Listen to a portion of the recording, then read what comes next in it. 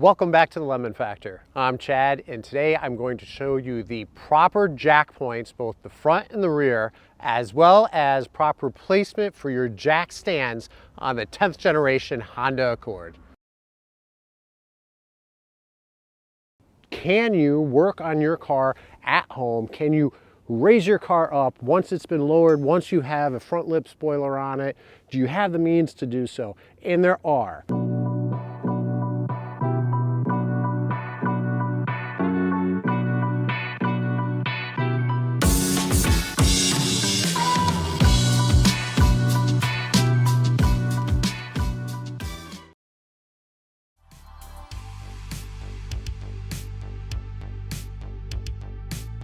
Before I continue, I'd like to point out that I am not a professional. I am an avid enthusiast like many of you.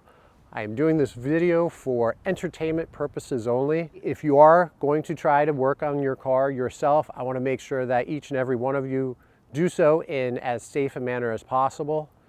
Working on your car, jacking up your car, putting your car on jack stands and working underneath it inherently can be dangerous and even life-threatening. Please make sure you take every safety precaution. If you do not feel comfortable doing this yourself, bring your car to a certified trained mechanic. So with that said, let's jump into it. So the floor jack that I'm using is a Daytona from Harbor Freight. So you can use any floor jack you want. However, when you're looking for a floor jack, make sure that you are getting the floor jack rated for the right weight.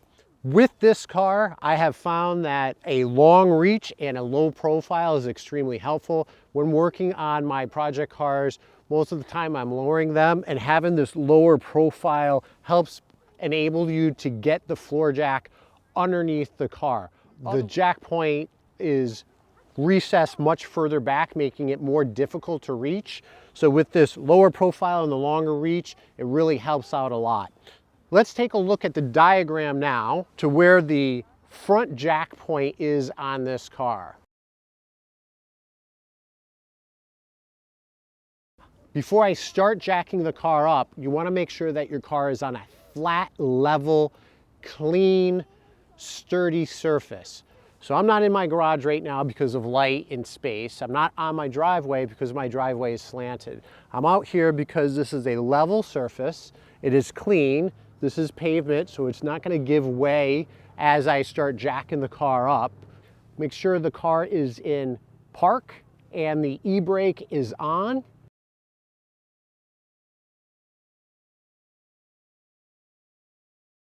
Now the problem we have with a lowered car like we have here, and our car is not lowered that much. It's only lowered by about an inch, maybe a tad bit more.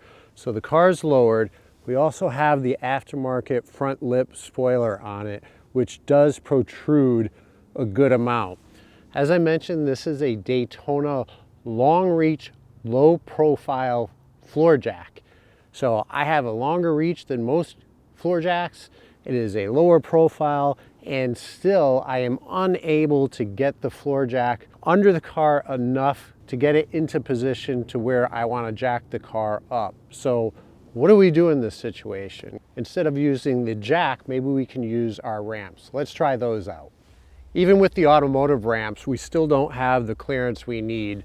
The front lip spoiler will rub up, and if I attempt to drive the car up on our ramps, undoubtedly I will be ripping up the front lip spoiler, which I don't want.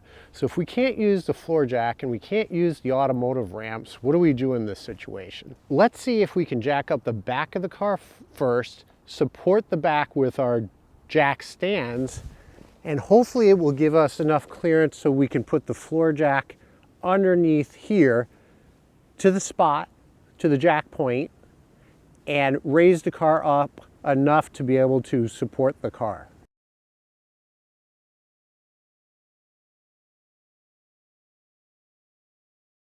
We have the back of the car jacked up, and I'm going to show you where to place your jack stands in the rear.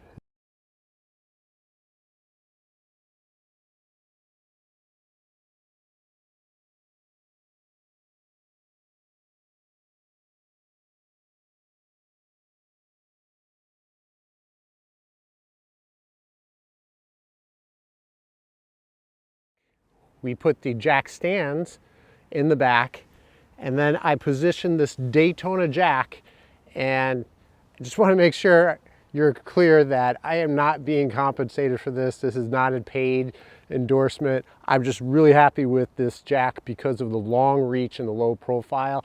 It just reaches where it needs to be. So I think this is a great floor jack. If you don't have one, I do highly recommend it. But anyway, I was able to get it so it cleared underneath the Accord, got it into position, and with very small increments, an inch, maybe 2 inches, was able to raise it up into position. And I'll continue to raise it up from this position, but it does go to show that you are able to, at least with the height that our car is at, you are able to use a floor jack, this Daytona floor jack, to work on your car.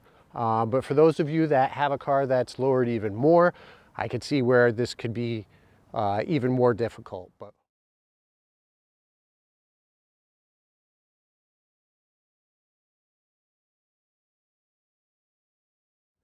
at this point, I've raised the car high enough that I'm able to put a jack stand on the other side of the car.